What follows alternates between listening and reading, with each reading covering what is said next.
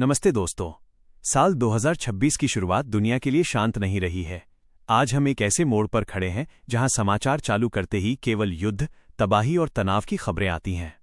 Europe में रूस और यूक्रेन के बीच भीषण जंग तीसरे साल में प्रवेश कर चुकी है। वहीं मिडिल ईस्ट, पश्चिम एशिया में इजरायल और ईरान के बीच सीधे टकराव ने पूरी दुनिया को डरा दिया है।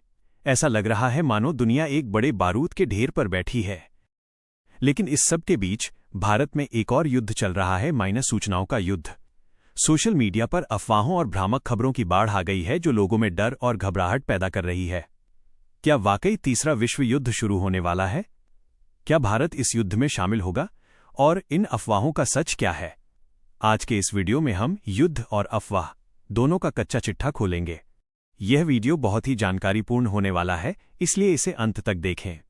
और दोस्तों, आगे बढ़ने से पहले अगर आपने अभी तक हमारे चैनल को सब्सक्राइब नहीं किया है तो कृपया नीचे दिए गए सब्सक्राइब बटन को दबाएं और बेल आइकन को प्रेस करें। यह हमें आप तक ऐसी महत्वपूर्ण जानकारी लाने के लिए प्रेरित करता है। 2. रूस यूक्रेन युद्ध, एक कभी न खत्म होने वाला गतिरोध, 1.25 दृश्य, यूक्रेन के नष्ट हुए शहरों, सैनिकों और ड्रोन हमलों के फुटेज। मैप पर डोनेट्स्क और लुहांस्क के क्षेत्र दिखाए जाते हैं। चलिए सबसे पहले बात करते हैं उस युद्ध की जिसने 2 साल से अधिक समय से दुनिया को अपनी चपेट में ले रखा है, माइनस रूस यूक्रेन युद्ध।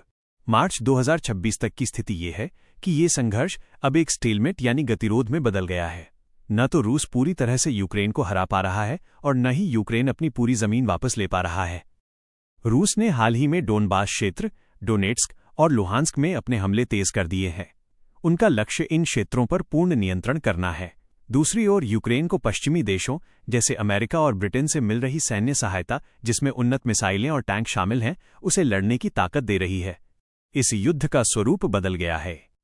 अब ये केवल जमीन पर सैनिकों की लड़ाई नहीं है, ये एक ड्रोन वॉरफेयर बन गया है। यूक्रेन ने रूसी तेल रिफाइनरियों और रसद डिपो को निशाना बनाने के लिए लंबी दूरी के ड्रोन का इस्तेमाल किया है, जिससे रूस की अर्थव्यवस्था को चोट पहुंच रही है। जवाब में रूस ने यूक्रेन के ऊर्जा बुनियादी ढांचे, बिजली ग्रिड पर बड़े पैमाने पर मिसाइल और ड्रोन हमले किए हैं, जिससे लाखों लोग अंधेरे में रहने को मजबूर हुए हैं। हताहतों की संख्या डरावनी है। रिपोर्टों के अनुसार दोनों तरफ से लाखों सैनिक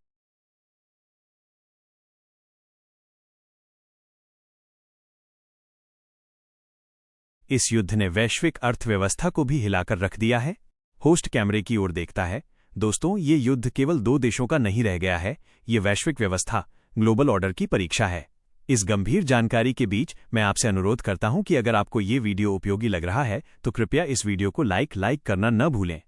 आपका एक लाइक हमें और अधिक शोध करने में मदद करता है। 3. मिडिल ईस्ट का नया संकट, इजरायल, ईरान और अमेरिका, 3:30 बजे। दृश्य, इजरायल के iron dome missile system, Iran के मिसाइल लॉन्च और यमन के हुती विद्रोहियों के फुटेज। मैप पर लाल सागर और फारस की खाड़ी दिखाई जाती है। अब चलिए दुनिया के दूसरे सबसे बड़े फ्लैश पॉइंट की ओर, माइनस मिडिल ईस्ट, पश्चिम एशिया। यहां की स्थिति रूस यूक्रेन से भी ज्यादा अस्थिर और खतरनाक है। 2026 की सबसे बड़ी और खतरनाक खबर इजरायल और ईरान के बीच बढ़ता सीधा टकराव है। अब तक ये दोनों देश शैडो वॉर, गुप्त युद्ध लड़ते थे, यानी अपने प्रॉक्सी संगठनों जैसे हिजबुल्लाह, हमास, हुती के माध्यम से। लेकिन अब वे सीधे आमने सामने आ गए हैं। इजरायल ने हाल ही में सीरिया में ईरानी दूतावास के पास एक हमले के जवाब में ईरान द्वारा दागी गई मिसाइलों और ड्रोनों के एक बड़े हमले को नाकाम किया। इजरायल ने फिर ईरान के अंदर एक सैन्य ठिकाने पर हमला करके जवाबी कार्रवाई की। ये सीधा टकराव दुनिया के लिए एक बहुत बड़ा खतरा है। इसके साथ ही गाजा में जारी संघर्ष भी जटिल होता जा रहा है और एक नया मोर्चा लाल सागर, रेड सी में खुल गया है। यमन के ईरान समर्थित हुती विद्रोहियों ने लाल सागर से गुजरने वाले कमर्शियल जहाज़ों पर हमले तेज कर दिए हैं। वे कहते हैं कि वे इजरायल से जुड़े जहाज़ों को निशाना बना रहे हैं। लाल सागर दुनिया के सबसे व्यस्त शिपिंग रूटों में से एक है। इन हमलों के कारण वैश्विक व्यापार, ग्लोबल ट्रेड प्रभावित हुआ है, माल ढुलाई की लागत बढ़ गई है और सप्लाई चेन बाधित हो गई है। अमेरिका भी इस संकट में सीधे तौर पर शामिल हो गया है। उसने हुती विद्रोहियों के खिलाफ ऑपरेशन एब्सोल्यूट रिजॉल्व जैसे अभियान शुरू किए हैं। पूरी दुनिया इस बात से डरी हुई है कि अगर इजरायल और ईरान के बीच युद्ध बढ़ता है तो ये पूरे क्षेत्र को आग में झोंक देगा और कच्चा तेल, क्रूड ऑयल की कीमतें आसमान छूने लगेंगी। 4. भारत में अफवाहों का बाजार, सच बनाम झूठ, 6:15 दृश्य, सोशल मीडिया पोस्ट्स के स्क्रीनशॉट, ब्लर किए हुए, व्हाट्सएप फॉरवर्ड्स के ग्राफिक, स्क्रीन पर अफवाह और सच के टेक्स्ट फ्लैश होते हैं। अब हम आते हैं सबसे महत्वपूर्ण हिस्से पर, भारत पर इन युद्धों का क्या प्रभाव पड़ रहा है और सोशल मीडिया पर कैसी कैसी अफवाहें फैल रही हैं। भारत के लोग इन खबरों को लेकर चिंतित हैं और कुछ असामाजिक तत्व इस चिंता का फायदा उठा रहे हैं। आइए सबसे प्रमुख अफवाहों और उनके पीछे के सच की पड़ताल करते हैं। अफवाह 1, तीसरा विश्व युद्ध शुरू हो चुका है और भारत शामिल होने वाला है। सच, ये पूरी तरह गलत है। कोई औपचारिक विश्व युद्ध शुरू नहीं हुआ है। ये क्षेत्रीय संघर्ष हैं। हाँ, ये खतरनाक है, लेकिन एक विश्व युद्ध नहीं। भारत सरकार ने हमेशा शांति और बातचीत, डिप्लोमेसी का समर्थन किया है। प्रधानमंत्री मोदी ने बार बार कहा है कि ये युद्ध का युग नहीं है। भारत किसी भी सैन्य गुट का हिस्सा नहीं है और वो किसी भी युद्ध में शामिल नहीं होगा। अफवाह 2, भारत में खाने पीने की भारी कमी, अकाल होने वाली है। सच, ये अफवाह लोगों में घबराहट पैदा करने के लिए है। भारत अपनी खाद्य सुरक्षा, फूड सिक्योरिटी में आत्मनिर्भर है। हमारे पास गेहूं और चावल का पर्याप्त बफर स्टॉक है। हाँ, युद्ध के कारण कुछ आयातित चीजों जैसे खाद्य तेल की कीमतें थोड़ी बढ़ सकती हैं, लेकिन अकाल या भारी कमी की कोई संभावना नहीं है। अफवाह 3, युद्ध की वजह से इंटरनेट बंद हो जाएगा। सच, इंटरनेट एक वैश्विक नेटवर्क है। किसी भी युद्धरत देश के पास पूरी दुनिया का इंटरनेट बंद करने की क्षमता नहीं है। इंटरनेट को नुकसान तभी पहुंच सकता है जब समुद्र के नीचे की केबलों को बड़े पैमाने पर काटा जाए, जिसकी संभावना बहुत कम है। इसलिए इंटरनेट बंद होने की खबरों पर विश्वास न करें। अफवाह 4, पेट्रोल डीजल 200 रुपये लीटर हो जाएगा। सच, यह सच है कि मिडिल ईस्ट में तनाव से कच्चे तेल की कीमतों में अस्थिरता आ सकती है, लेकिन 200 रुपये लीटर जैसी संख्या केवल सनसनी फैलाने के लिए है। भारत सरकार और तेल कंपनियां कीमतों को स्थिर रखने के लिए हर संभव प्रयास करती हैं। होस्ट कैमरे की ओर देखता है, हाथ जोड़कर। दोस्तों, सोशल मीडिया पर किसी भी खबर को फॉरवर्ड करने से पहले उसकी सत्यता की जांच करें। ये अफवाहें केवल समाज में डर और नफरत पैदा करती हैं। हमारा यह वीडियो बनाने का उद्देश्य आप तक सही जानकारी पहुंचाना है। अगर आप हमारे इस प्रयास का समर्थन करना चाहते हैं तो कृपया हमारे चैनल को अभी सब्सक्राइब करें और बेल आइकन को दबाएं। आपका समर्थन हमारे लिए बहुत मायने रखता है। 5, भारत पर प्रभाव और हमारी तैयारी, 8:15 साढ़े 9। दृश्य, भारत के डिफेंस विजन 2047 के ग्राफिक, आत्मनिर्भर भारत के तहत बन रहे हथियारों के फुटेज, प्रधानमंत्री मोदी और विदेश मंत्री एस जयशंकर के अंतर्राष्ट्रीय दौरों के फुटेज।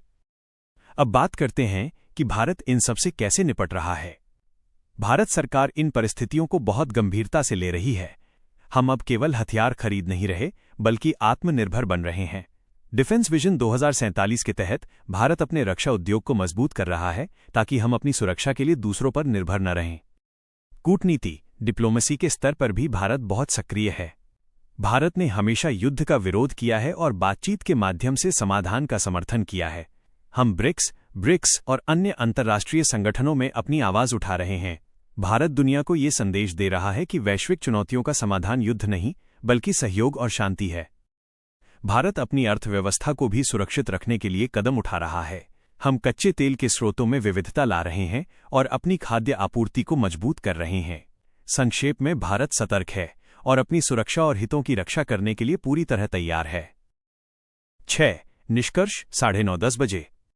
दृश्य, भारत का तिरंगा और शांति का प्रतीक, कबूतर का ग्राफिक, संगीत शांत और प्रेरणादायक हो जाता है।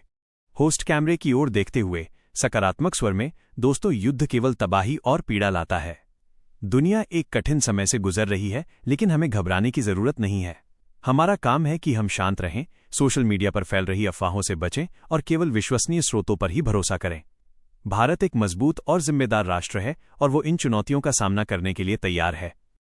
आशा है कि आपको ये विस्तृत और जानकारीपूर्ण वीडियो पसंद आया होगा। युद्ध और अफवाहों के बारे में आपका क्या विचार है? कृपया हमें कमेंट बॉक्स में बताएं। आपके कमेंट्स हमारे लिए बहुत महत्वपूर्ण हैं। और अंत में, इस वीडियो को लाइक करें, अपने दोस्तों और परिवार के साथ शेयर करें ताकि वे भी जागरूक बन सकें और हमारे चैनल को सब्सक्राइब करना न भूलें। जय हिंद।